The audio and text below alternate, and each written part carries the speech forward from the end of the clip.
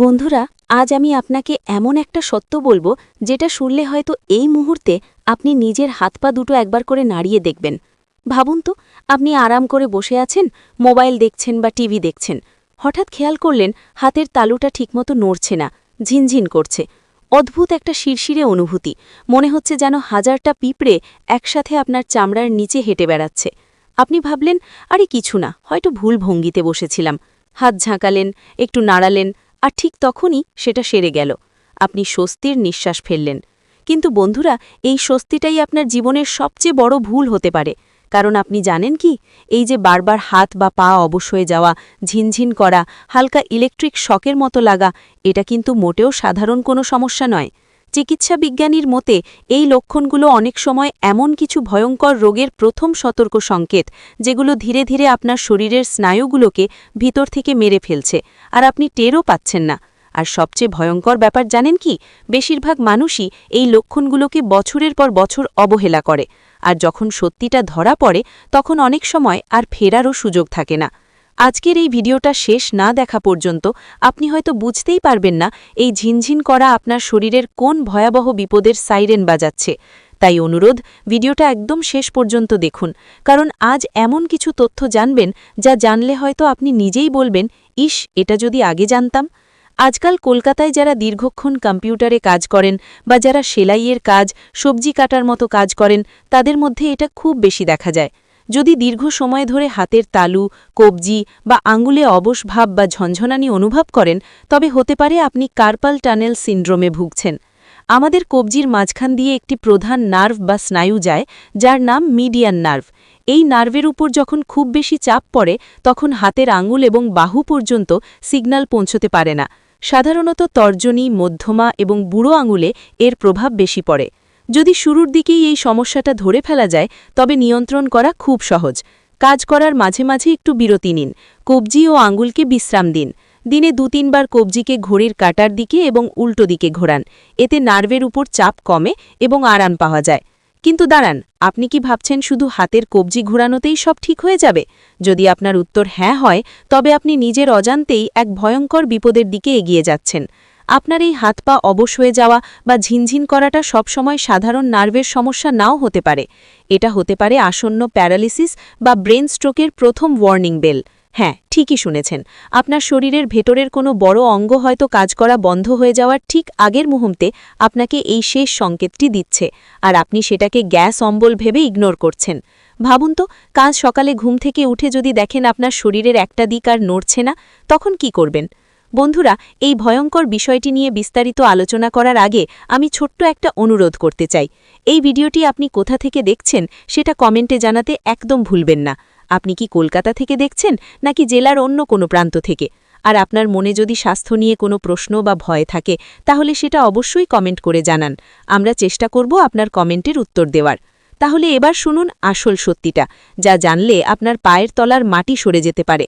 দ্বিতীয় যে কারণে এই সমস্যা সবথেকে বেশি হয়, তা হল শরীরে প্রয়োজনীয় পুষ্টির অভাব। বন্ধুরা, আমাদের শরীরটা একটা যন্ত্রের মতো, আর এই যন্ত্র চালানোর জন্য দরকার সঠিক জ্বালানি। যখন আমাদের শরীরে ভিটামিন বি12, vitamin B one, potassium, calcium, iron এবং ম্যাগনেসিয়ামের মতো মিনারেলসের ঘাটতি দেখা দেয়, তখন আমাদের নার্ভগুলো শুকিয়ে যেতে শুরু করে। তারা আর ব্রেন থেকে সিগন্যাল বয়ে নিয়ে যেতে পারে না। বিশেষ করে ভিটামিন বি12-এর অভাব হলে হাত পা ঝিনঝিন করা খুব স্বাভাবিক ব্যাপার হয়ে দাঁড়ায়। এই অবস্থায় শরীর খুব ক্লান্ত লাগে, সবসময় ঘুম ঘুম পায়, আর সামান্য কাজ করলেই হাঁপিয়ে উঠতে হয়। কলকাতার ব্যস্ত জীবনে আমরা অনেকেই ফাস্ট ফুড বা রাস্তার ভাজাভুজির ওপর নির্ভরশীল হয়ে পড়েছি, যার ফলে বাড়ির তৈরি পুষ্টিকর খাবার খাওয়া হয় না। এর সমাধান হিসেবে ডাক্তাররা অনেক সময় সাপ্লিমেন্ট বা মাল্টিভিটামিন ক্যাপসুল দেন, কিন্তু আমি বলবো, ওষুধের ওপর ভরসা না করে যদি প্রাকৃতিক খাবারের মাধ্যমে এই ঘাটতি পূরণ করা যায়, তবে তার থেকে ভালো আর কিছু হতে পারে না। কারণ প্রাকৃতিক খাবারের কোনো সাইড ইফেক্ট বা পার্শ্ব প্রতিক্রিয়া নেই। এছাড়াও যারা খুব টাইট ফিটিং জামাকাপড় পরেন, যেমন খুব টাইট জিন্স বা লেগিংস, তাদের রক্ত চলাচল বাধা পায়। আবার যারা দিনের বেশিরভাগ সময় এক জায়গায় বসে কাজ করেন, নড়াচড়া কম করেন, তাদের ক্ষেত্রেও এই সমস্যা বাড়ে। তবে বন্ধুরা, কিছু কিছু ক্ষেত্রে এই লক্ষণগুলো ডায়াবেটিস, থাইরয়েড বা নার্ভের বড়সড় অসুখের ইঙ্গিত হতে পারে। তাই বলছি, যদি সমস্যা বারবার হয় তবে অবশ্যই একজন ভালো নিউরোলজিস্ট বা স্নায়ুরোগ বিশেষজ্ঞকে দেখিয়ে নেওয়া উচিত। ভয় পাওয়ার কিছু নেই, সঠিক সময়ে রোগ ধরা পড়লে তার চিকিৎসাও সম্ভব। এখন প্রশ্ন হল, ডাক্তার দেখানোর আগে বা ওষুধের পাশাপাশি আমরা ঘরে বসে কি করতে পারি। আসুন জেনে নেই কিছু অত্যন্ত কার্যকরী এবং সহজ ঘরোয়া টোটকা। ১. তেলের মালিশ। যদি আপনার শরীরের নির্দিষ্ট কোনো অংশে, যেমন শুধু পায়ের পাতায় বা হাতের তালুতে সমস্যা হয়, তবে রোজ রাতে শুতে যাওয়ার আগে ওই জায়গায় হালকা হাতে মালিশ করুন। নারকেল তেল, সর্ষের তেল বা জলপাই তেল মানে অলিভ অয়েল একটু উষ্ণ গরম করে 10-15 মিনিট ধরে মাসাজ করুন। এতে রক্ত চলাচল বাড়ে এবং দুর্বল হয়ে যাওয়া মাংসপেশিগুলো সবল হয়। ২. শোয়ার ধরন পরিবর্তন। অনেকে রাতে এক পাশ ফিরে শোন, ফলে শরীরের একদিকে চাপ পড়ে এবং সকালে উঠে দেখেন হাত অবশ হয়ে গেছে। চেষ্টা করুন রাতে বারবার পাশ ফিরে শোয়ার। ৩. গরম জলের সেক। এটি একটি জাদুকরী উপায়। একটি স্টিল বা পিতলের গামলায় বেশ কিছুটা জল ভালো করে ফুটিয়ে নিন। এরপর তাতে 1 চামচ সৈন্ধব লবণ বা রক সল্ট মিশিয়ে দিন। এই লবণ আপনি পাড়ার যে কোনো মুদি দোকান বা দশকর্ম ভাণ্ডারে পেয়ে যাবেন।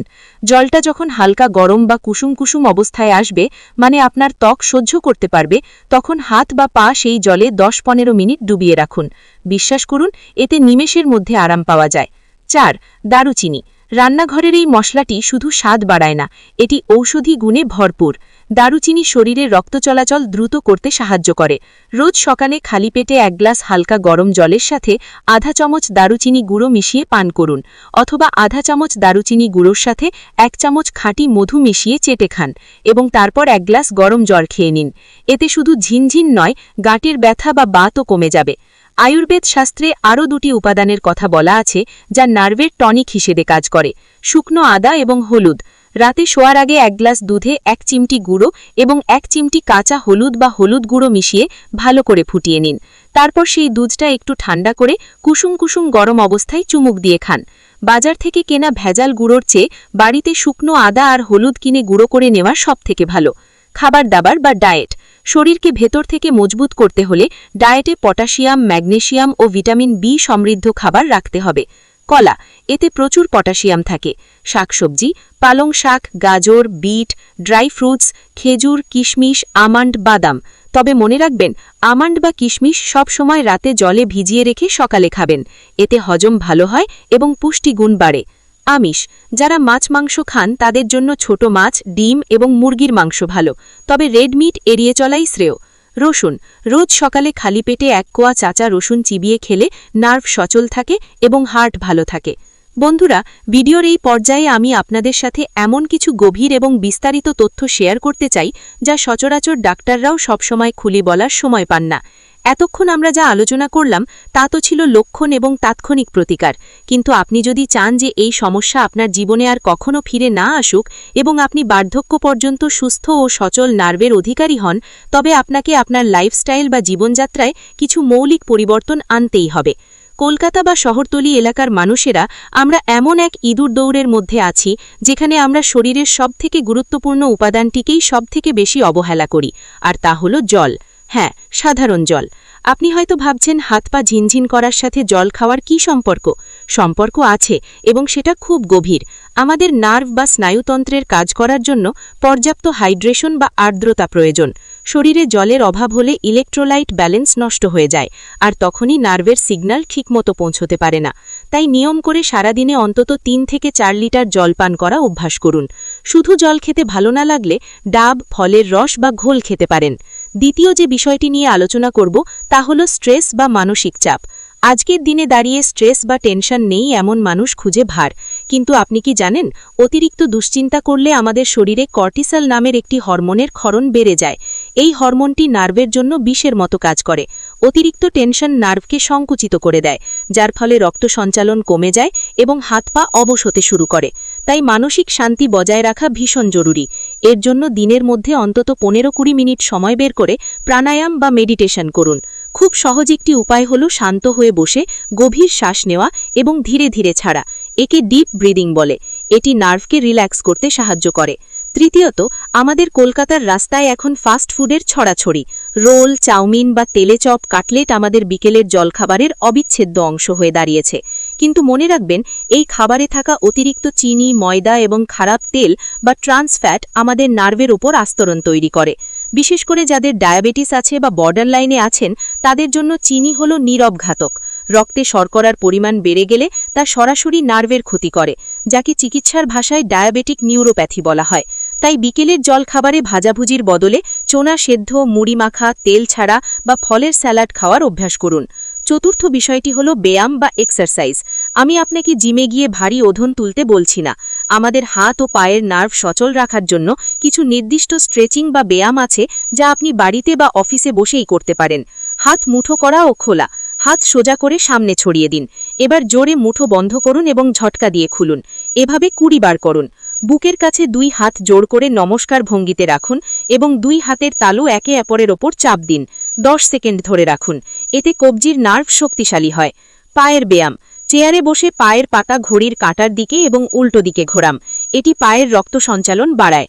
আর হ্যাঁ, যাদের ধূমপান বা মদ্যপানের অভ্যাস আছে তাদের জন্য দুঃসংবাদ হল নিকোটিন এবং অ্যালকোহল সরাসরি নার্ভের কোষগুলোকে নষ্ট করে দেয়। আপনি যতই ওষুধ খান বা ব্যায়াম করুন, যদি এই বদঅভ্যাসগুলো ত্যাগ না করেন তবে নার্ভের সমস্যা থেকে মুক্তি পাওয়া প্রায় অসম্ভব। তাই সুস্থ ভবিষ্যতের কথা ভেবে আজই এই অভ্যাসগুলো কমানোর চেষ্টা করুন। সবশেষে একটা কথা মনে রাখবেন, আমাদের শরীরটা একটা মন্দিরের মতো।